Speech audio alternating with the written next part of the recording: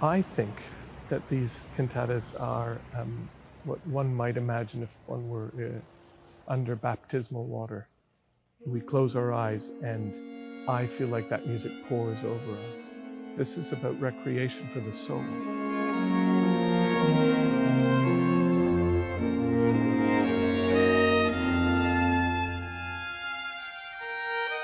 The cantatas in general, they're so compact just because they were written for Sunday church service, right? And it's pretty astonishing how much emotional material Bach was able to pack into like a tiny nugget of time.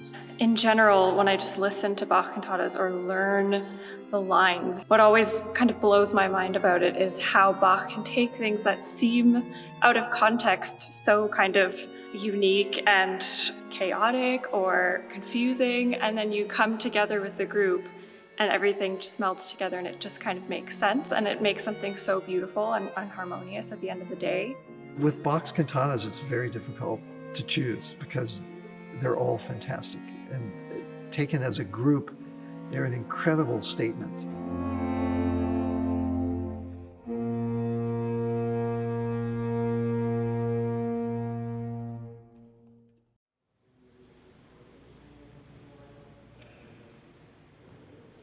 So how are you feeling, John? First day of rehearsals. I'm ready to go. Ready to go. It's been a long time in the planning, this one. That's right. Well, in this position as director, I spend an enormous amount of time getting everything ready for this moment. Yeah. And so sometimes it feels like so much focus on this one moment. You hope everything's going to go well, but it's going to be fine. We're in good shape. Well, one of the things that's really amazing for me to be able to step out from behind the oboe and be involved in performing these works in a more comprehensive way is that the more you look at them, the more every moment is amazing. One of the things I really love about playing Bach cantatas is that these cantatas really are Bach's real work. And it always makes me feel very close to his daily life and the community. So let's start with the chorale. Now, a couple of things. First of all, my basic approach to these things is that they're basically written in two. So it's strong, weak, strong, weak. And I like to get, depending on the text, as much of that rhetorical feel to it as possible. 1, 2.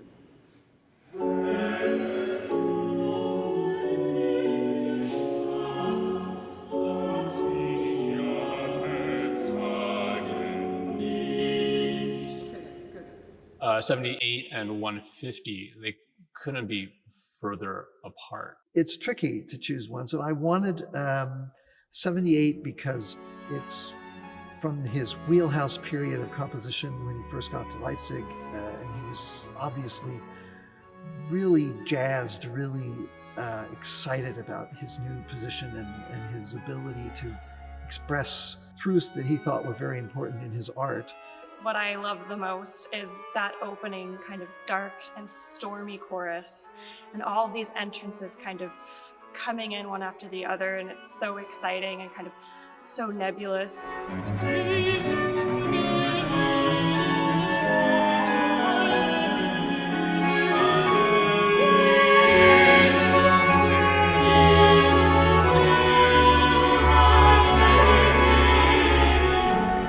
The opening chorus of Cantata 78 expresses a dichotomy.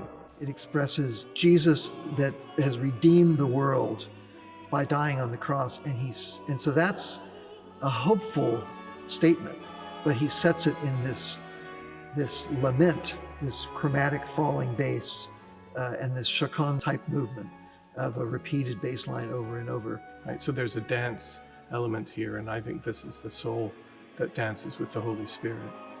And the very first interval is a minor 6, that which is the same interval he uses in the Erbarme dich in the Matthew Passion.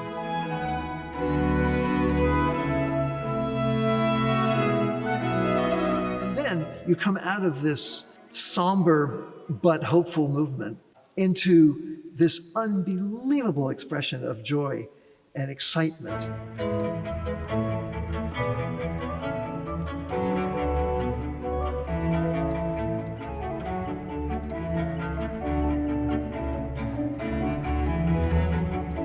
This really cheerful duet, speaking about kind of following in the steps of the Lord, and it's so light and charming, and just kind of that, the juxtaposition between the two pieces I find really, really fun.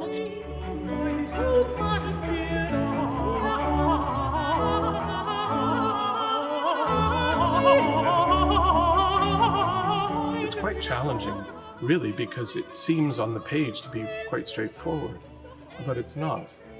And so even Bach, so early in his career, I don't know, some people say he knowingly did this, maybe he didn't, but probably he did. He talks about how we're trying to, what does it say, hasten with our feeble footsteps. And you hear it in the continuo part, it falters, and we falter, and we catch up to one another, and so there are times when we sound like we're out of breath, because I think that's what he was looking for.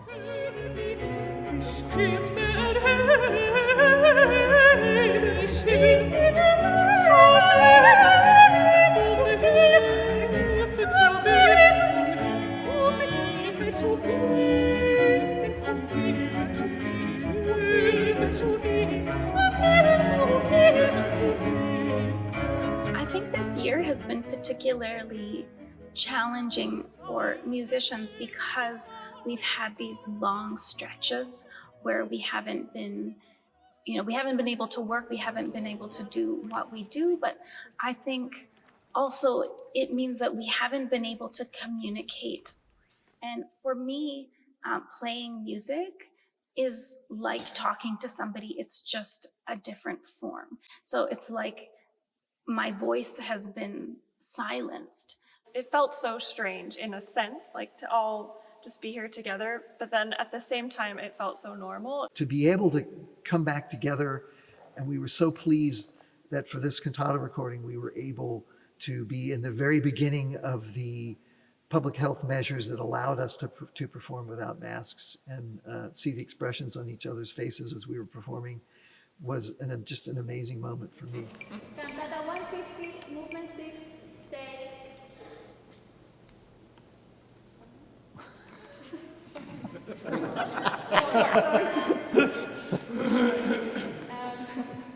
Cantata 150, movement 6, take 4. I think that there is a very important function to this form of media. I think that it allows us to experience music in a different way. Especially with some of the wonderful camera work that our amazing crew has been doing for the Bach Festival. They're showing certain things, like I love when they have the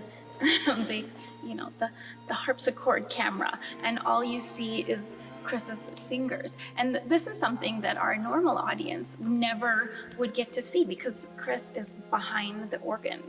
And so in a way, what these digital performances give our audience is like a special window into what we as musicians get to see. We can also obviously reach people who aren't there, reach people who are anywhere in the world where there's an internet connection. What this has done for us, I think, these types of projects, is it has kept together our community. I think it's served an incredibly important and valuable function, especially for those people. And I think of a lot of the communities that are oppressed, and I think especially of the elderly who weren't able to leave their houses. And now they can be in the company of musicians and this beautiful music.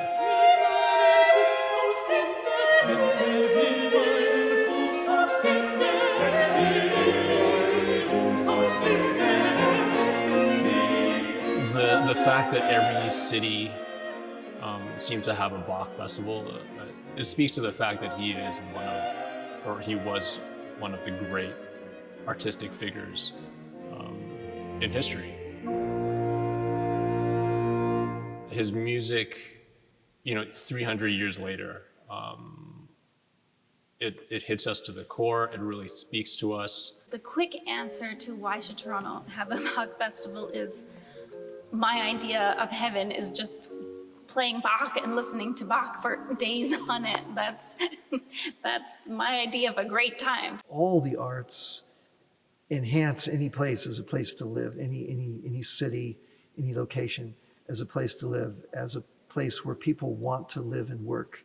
That's why the Toronto Bach Festival is so important for our community, because it offers a platform and a place for people to come together and to think about things that I think are meaningful and change lives. It changes people's lives. Listening to the music changes people's lives. It's like standing out in the rain. The question is not, to me, how should we have a Bach festival, is how much longer can we make the Bach festival? And how many more concerts can we play? And how many Bach festivals can we put in Toronto? That's more the question.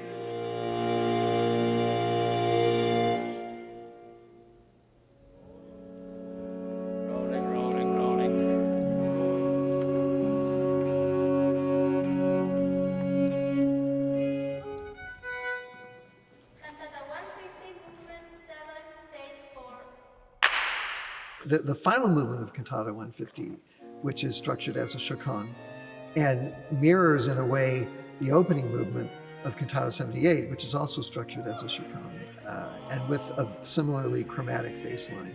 And a chaconne is like, I don't know, kind of like the pop music of the Baroque. It's the piece that everybody's just loves. It sticks in your head, especially the 150 chaconne at the end. It's just start playing it on repeat. You're just gonna want to listen to it over and over and over again.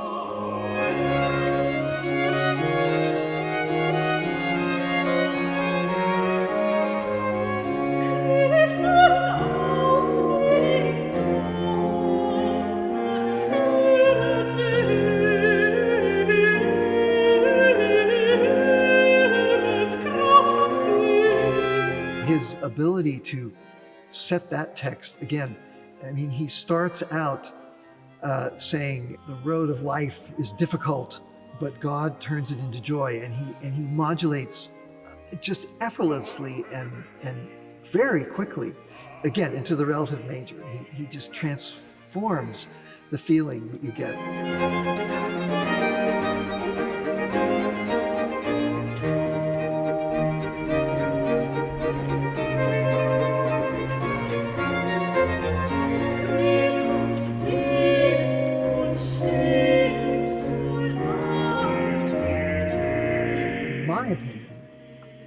Haydn, Mozart, Beethoven, Brahms, Schumann, Mendelssohn, Wagner, Mahler, Stravinsky, none of that would be possible without the accomplishments of Bach.